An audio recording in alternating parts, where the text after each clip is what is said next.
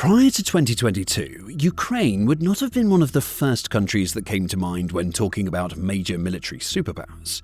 Now, it's known around the globe for its extraordinary army, groundbreaking military equipment, and rapidly evolving domestic defense industry.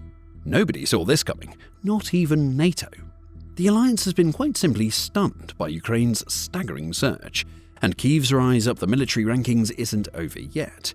With every passing day, it's growing stronger, breaking new boundaries, setting new records, and proving itself to be one of the most dynamic, adaptable, and innovative military forces the world has ever seen.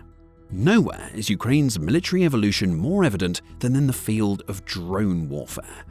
While many countries, including some of the world's top military superpowers, are still getting to grips with the basics of building, deploying, and using drones on the battlefield for the likes of reconnaissance and strike missions, Ukraine is light years ahead of them.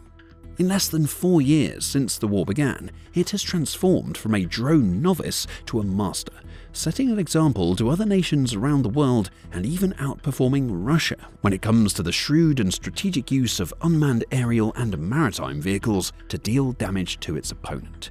How did it manage all this?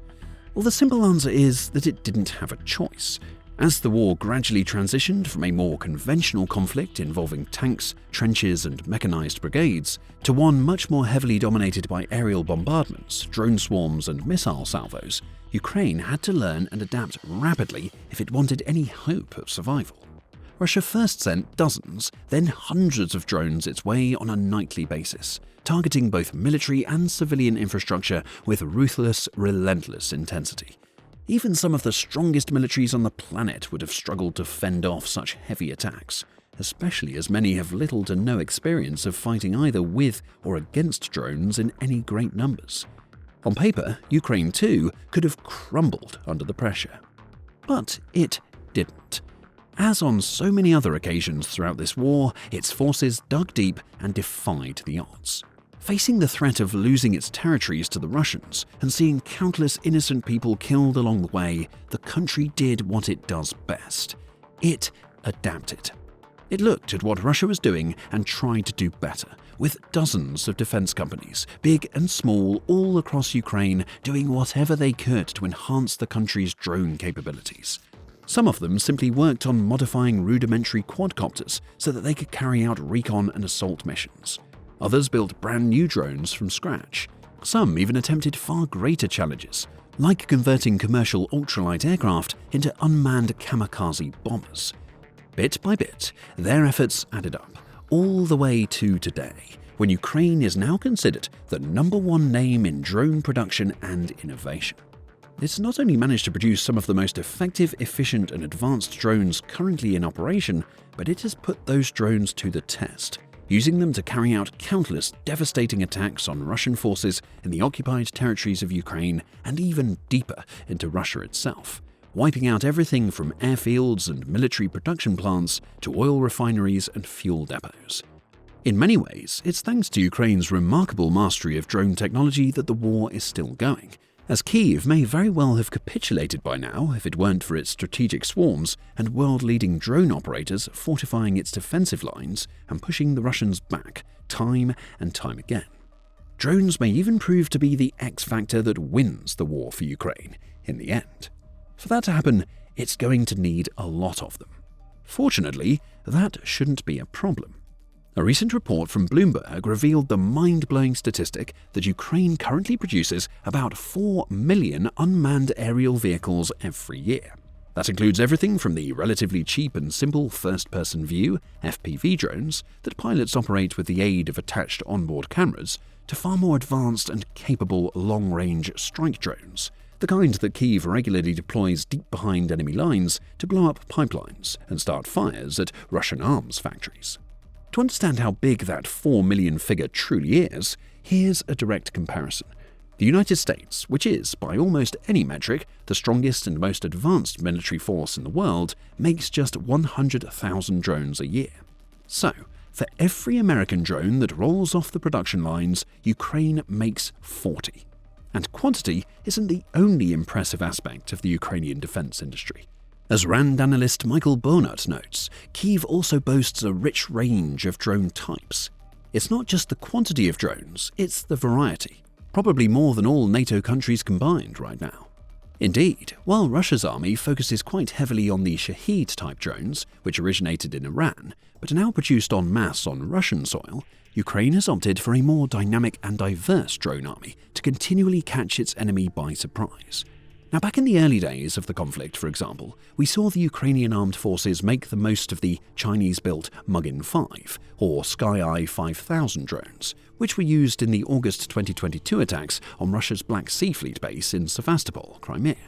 There have also been reports of Ukraine using the UJ-22 Airborne, a single-engine drone capable of carrying either an internal warhead or multiple air-dropped bombs, boasting a range of up to 500 miles, 800 kilometers, as well as the Morok, which can travel distances of up to 186 miles, 300 kilometers, while carrying a warhead of approximately 6.6 pounds, 3 kilograms.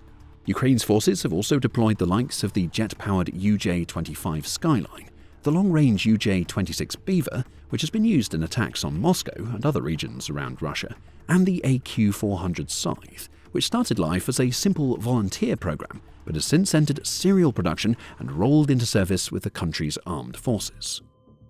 There are many more examples of different types of drones, some big, some small, some designed for surveillance and intelligence gathering, others made to drop bombs or even carry out kamikaze nosedives into enemy tanks, fortifications, and troop concentrations. Each is different, and some have naturally proven more successful than others. Some have even been tested, used on a short-term basis, then phased out as their utility declined, while others have become mainstays of Kyiv's aerial arsenal, used day in and day out for attacks along the front lines and beyond. Ukraine has even wowed the world by taking drones out of the air and onto the water, producing the likes of the Magura multi-purpose unmanned surface vehicles, capable of everything from recon and surveillance to patrolling, search and rescue missions, maritime security, mine counter operations and combat missions too. A Magura was famously involved in one of the most iconic events of the war so far, when it became the world's first sea drone to take out an enemy aircraft, sending one of Russia's $50 million Su-30 fighters spiraling out of the sky after a direct missile strike. Ukraine's varied range of drones unlocks all sorts of offensive capabilities. It can use smaller, cheaper drones in large quantities in dangerous areas along the front lines, for example, knowing that some will be destroyed, but others may find a way through enemy defenses to strike high-value targets. It can use its maritime drones out on the Black Sea and other bodies of water to keep Russia's warships and frigates at bay, or attack its ports, or deploy its more dangerous and explosive long-range drones to damage the biggest and most reinforced targets, hundreds of miles from Ukrainian borders.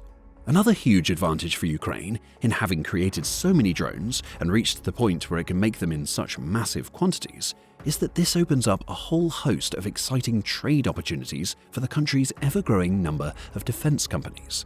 Indeed, many NATO nations across Europe and other countries around the world are already showing active interest in partnering with some of these Ukrainian firms, investing in their products or teaming up with them to open additional research, development, and manufacturing facilities on their own territories. And Ukrainian drone pioneers like Alexander Krakov are spearheading this bold new stage of the country's military development. Krakov was born in Ukraine but sent from Kyiv to the frosty and inhospitable lands of Russia's Siberia as a child, as his father was frightened about the fallout from the Chernobyl nuclear disaster. Now aged 47, Krakov, who studied as an engineer earlier in life, owns and operates his own Ukrainian drone company called TSIR. He was also one of the first entrepreneurs in the Ukrainian drone industry to seek NATO partnerships and is setting an example for others to follow, sharing technology with European partners to both strengthen the continent's defenses and raise much-needed funds for Kyiv's frontline forces. Krakov's company is currently in the process of setting up a new tactical drone production plant in Finland, which should help to provide a steady supply of additional drones for Ukrainian brigades, while also providing TSIR with access to Western funds and other resources. The drones produced at the plant will primarily consist of quadcopters that are capable of flying up to 9 miles, 15 kilometers for short-range reconnaissance and frontline strike missions, and a Finnish company named Summa Defence plc is also involved in production. This project is a win-win for all concerned. The Finnish defence company gets to learn firsthand from some of the best drone makers on the planet, and it can use that experience moving forward to help Finland explore and enhance its own offensive drone capabilities, which will be vital if ever this country, like Ukraine, has to fend off a future Russian invasion. Given that Finland shares around 830 miles, 1,340 kilometers of border with Russia, it could very well be one of the Kremlin's next targets, especially if rumors and reports of Vladimir Putin planning an attack on one or more NATO nations are true. Working with Ukraine, therefore, is so important for countries like Finland. It will deepen their knowledge of drone warfare and help them better prepare for every eventuality, including the possibility of Russian drone swarms heading over their borders and towards their towns and cities. The Ukrainian drone company, meanwhile, also benefits from this agreement enormously. Having a drone production plant on NATO soil is invaluable, because unless the Kremlin wants to kick off World War III, it can't really do anything to stop TSIR making its drones in Finland. It's not able to launch swarms of Shaheeds or salvos of ballistic miles over the Finnish border, so simply has to watch and wait as the plant churns out hundreds, if not thousands more drones to add to the Ukrainian ranks, knowing that each one has the potential to end a Russian soldier's life or blow up a valuable asset, like a tank or armoured vehicle. Working with the Finnish company also helps Ukraine's drone makers start to build a network of connections beyond their borders and into the NATO alliance. This could lead to additional partnerships with other companies in other countries, and before long, many more of Ukraine's defence firms could have bases of operations in places like Scandinavia, the Baltics, Poland, and beyond. Plus, Summa Defence is financing production and development of the drones themselves. It's even worked on no fewer than 3 prototype models of its own that are now said to be ready to enter serial production after undergoing field testing in Ukraine, according to the company's CEO, Jussi Holopainen, who also stated, "Most companies want to develop drones starting with the initial concept, but we're jumping on a moving train. We're getting information about what systems work in a real war. There's both tech transfer and real-time data about what's happening." Some of the drones being made at the Finnish plant will end up being dispatched to other NATO nations, but many will head straight to Ukraine, giving Kyiv even more options to take the fight to the Russians. This project is just one part of a much larger scheme called Flywell, composed of a consortium of Ukrainian drone manufacturers that make air, sea and land systems capable of targeting Russian assets up to 1,243 miles or 2,000 kilometers away from their launch locations. The consortium intends to raise a whopping $50 million in order to expand its production capacities across Europe, as well as for funding new innovations and technologies in the field of drone warfare, like hydrogen-powered drones, which should be capable of significantly longer flight times than battery-powered models. Flywell firms also make literally hundreds of thousands of drones each year, operating very differently to their counterparts across Europe, who largely tend to produce much smaller quantities of much more expensive systems, which simply wouldn't be feasible in the kind of war that Ukraine is fighting. It's much more effective, on the whole, to have drones that are relatively affordable and easy to make in mass quantities, rather than drones that cost huge amounts to make and therefore could not be deployed in sizable swarms. In other words, much of Europe still has a lot to learn about drone warfare, and Ukraine is the ultimate pool of knowledge as far as that particular topic is concerned. It has to withstand Russian drone strikes on a regular basis, which can sometimes involve up to or over 800 drones crossing the country's borders in the span of a single night. Somehow, through its extraordinary air defense complex, Ukraine is able to take out about 80% of those drones on a consistent basis. Many countries in Europe, even those that are doing their very best to modernize their militaries and prepare for a possible war with Russia, would struggle to achieve anything close to that sort of success rate for the time being. Indeed, when around 20 drones crossed over the Polish border in September, the world got a first-hand look at how ill-prepared NATO nations actually were to deal with them. Poland's Air Force and other NATO nations scrambled several fighter jets to target and take out the drones, but only managed to down 4 of them. One of the fighters also inadvertently launched a missile at a nearby residential building, damaging the roof, but thankfully causing no casualties. It was a chaotic and relatively meagre response to what was only a very small Russian swarm, compared to those that enter Ukraine each night, and it made many in Ukraine and elsewhere worry for Europe's future, with Krakow stating shooting down 4 drones in a night would be a poor result for a single Ukrainian air defense team. Krakow also estimated that NATO nations probably spent more on their jets' fuel responding to the drones than Russia did to make them, and he worries that European countries aren't adapting fast enough and truly learning the lessons Ukraine is trying to teach them. Even in Ukraine itself, drones are the leading cause of civilian deaths and injuries today, and those numbers have tragically risen throughout 2025 as Russia's swarms get bigger and its attacks intensify.